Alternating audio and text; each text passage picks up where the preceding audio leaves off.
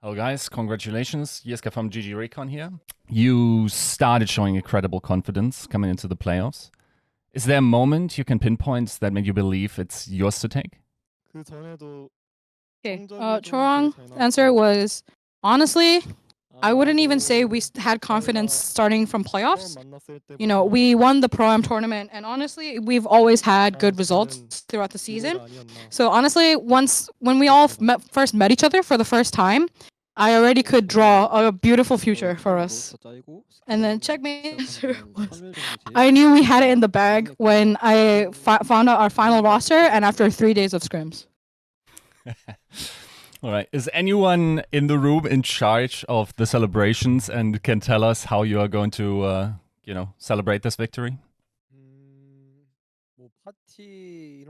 We'll probably party, but rather than like one person being the ringleader, being like, all right, let's go clubbing or whatever.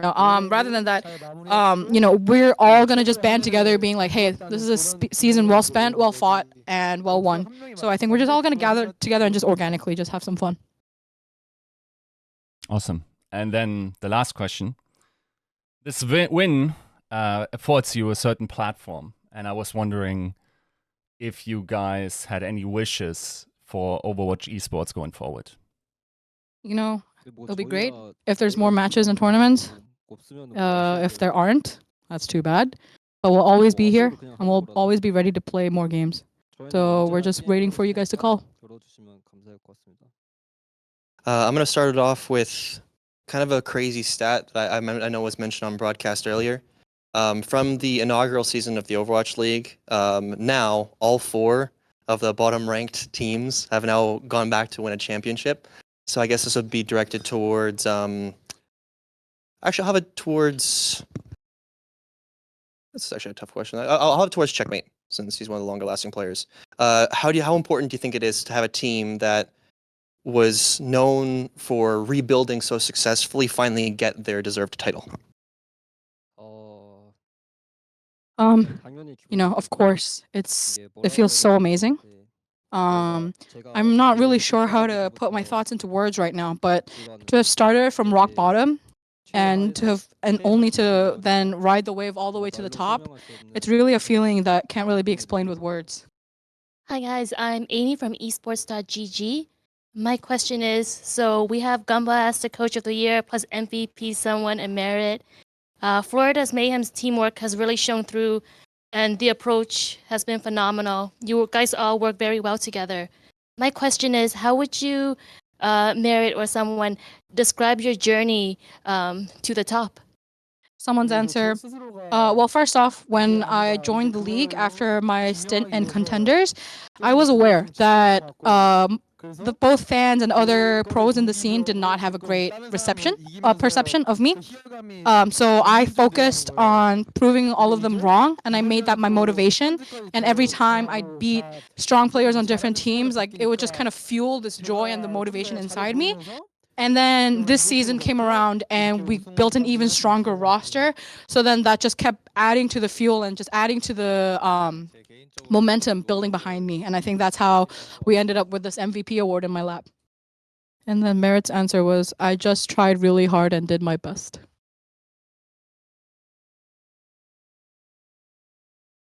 Hi, Dexter for the Eye Opener here.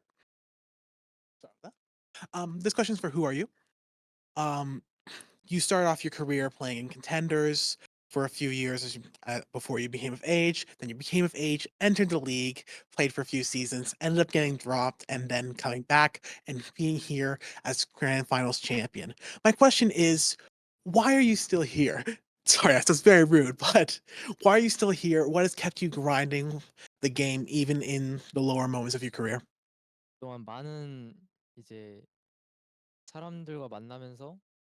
Well, I've met so many people throughout the years.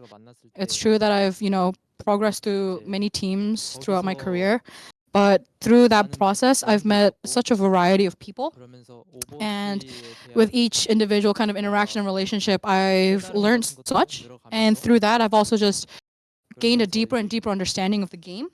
And I think that's what helped me just never want to let go of the game and want to keep going. This one will be for Chorong. Obviously, you're familiar with Toronto from your previous year. You saw a team get to success with you at the helm last year at the Summer Showdown, reaching third with the Defiant. And now you have a title underneath your weight. Plus, I think you noticed the crowd cheered exactly when you picked up the trophy because a lot of Defiant fans are happy to see you succeed. Is there anything you'd want to say to fans of Toronto who have supported you even after you moved to Florida?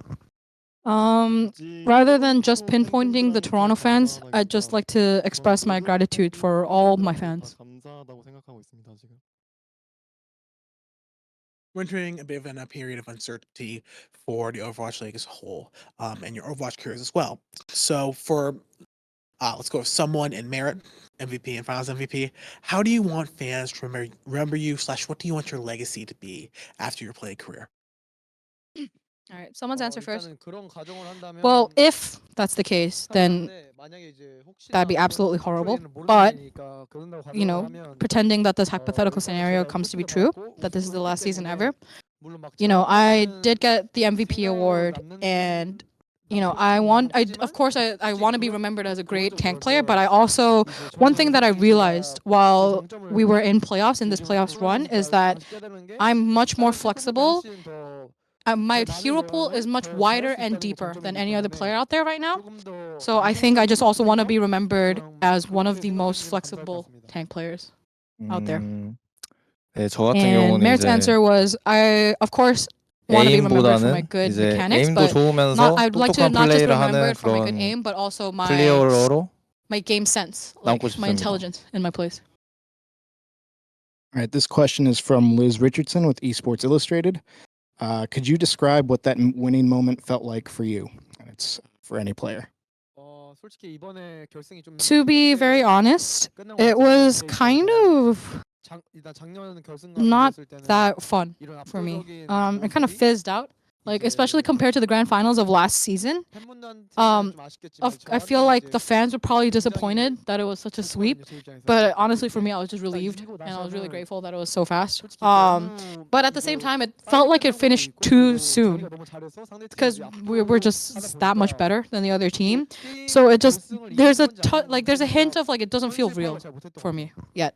For me, when we first lifted up the trophy, I think my instant reaction was like, is this even real? It really felt like another level, that something I've never felt before. Almost a whole year's worth of working every day, not just myself, but as a team. And I think the championship itself, it really symbolizes how good of a team we are. Being able to play so many different compositions, learning so much about the game. And we won pretty dominantly, I would say. And a huge part of that is just how good we are as a team, not just individually. And so I really appreciate my team's hard work, and I love them. And then Chorong's answer was, my thoughts. I don't know how the other kids are feeling about the win, but it wasn't that like invigorating, or like there wasn't that big of a rush for me when I knew we'd won.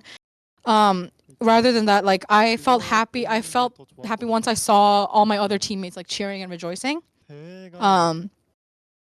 I kind of wanted a more tense, a more like neck and neck kind of grand finals, but it just went too smoothly. It was just such smooth sailing the whole way through.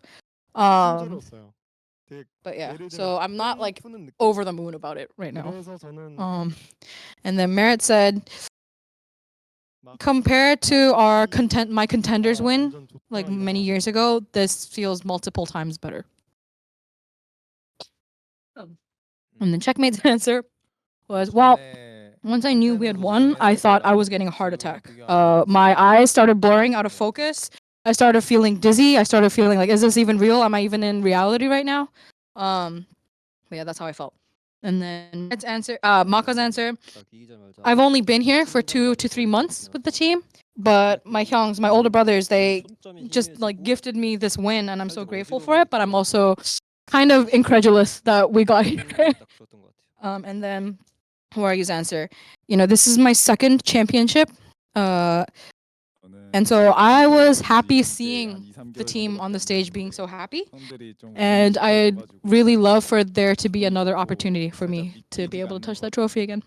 And then one more from Liz. Who do you think is an underrated member of the team? A person who you think deserves more recognition for their part in this victory?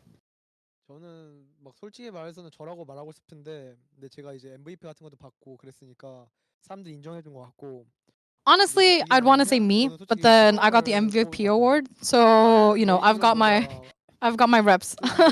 So in that case, I'd like to pick Chorong.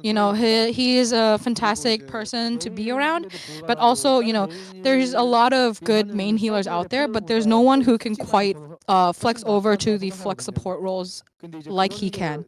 And that's a huge edge to have over other main healers, especially in Overwatch 2. I think for me, the most underrated player on our team has to be Checkmate. He is an extremely hard worker, and because of that, he's able to play almost every character, which is something a lot of Flex DPS can't do. It enables us to really swap comps whenever we want to, and even playing so many characters, he can still be a top player in the world at all of them, and I think that's really amazing. And then Chorong's answer, I'd like to pick RuPaul. For me, not only was he a great teammate to work with, but he's also, how do I say this? He lays down his pride whenever we have a conversation with him. And so it's just so easy to talk with him. He also, he jokes around, and for pro players, of course you want to be good at the game, but it's also outside of the game that really where people can really shine through. And so not only does he do crazy plays and also give us very good comms and very good guidance, but he also he's just a great person to be around. And also, if you look at him through the opponent's eyes, he is really hard to kill. So that's why he's my pick. And then Merritt said, I would like to pick Checkmate. Not only is he good at the game, he also has a really good eye for the game. And out of all the Flex DPS players I've played with in my career, he's hands down the best one I've had. Checkmate's answer was, honestly, I think nobody on our team is really that looked down upon or underrated. So I'd like to just say nobody. And Maka said, I'd like to pick RuPaul. We've had a pretty dominant Ana meta this season.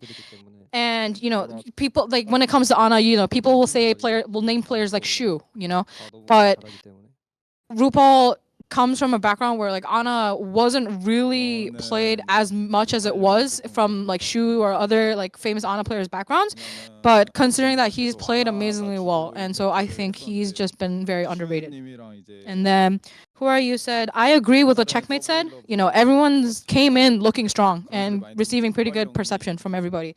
So I don't think there's any particular person who's looked down upon or underestimated. 하면은 훨씬 더 잘하는 사람이거든요.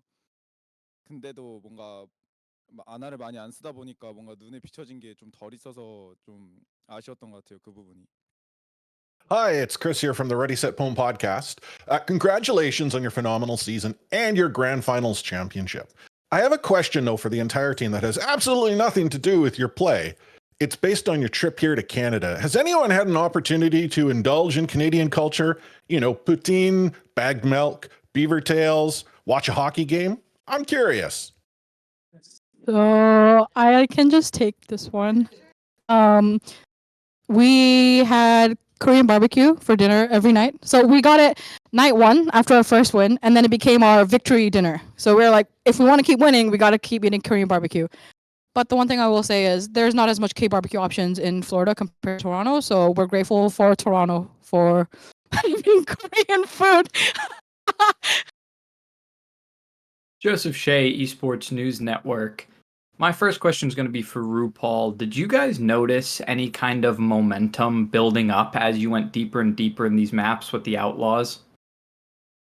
I think for me, at least my feeling was in the match, instead of momentum, I would say the opposite. The more we played, I feel like the easier it got. The hardest map for us was the first map, but we came back really well and ended up winning that one. I would say that was the map where they pushed us the hardest. And map 2, map 3, map 4, as we went along in the match, I think for the whole team, it just felt a little bit easier. Great. And then my second question will be for anyone on the team. You guys can just go down the line with your answers if you'd like. This could possibly, as everybody's been talking about, be the last season of Overwatch League. So with all of you guys being, not season 1 veterans, was there anybody that you looked up to before coming into the league?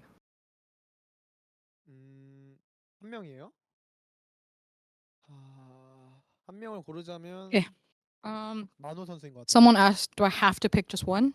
In that case, I would pick Mono because I've been watching him ever since, he was on NYXL. And he was very clearly the pillar of the team. And it was very obvious that everyone else on the team were looking to him for guidance and for support. And so I wanted to be like that for my team in the future. For me, I started playing Overwatch pretty late, and so I started competing in 2020.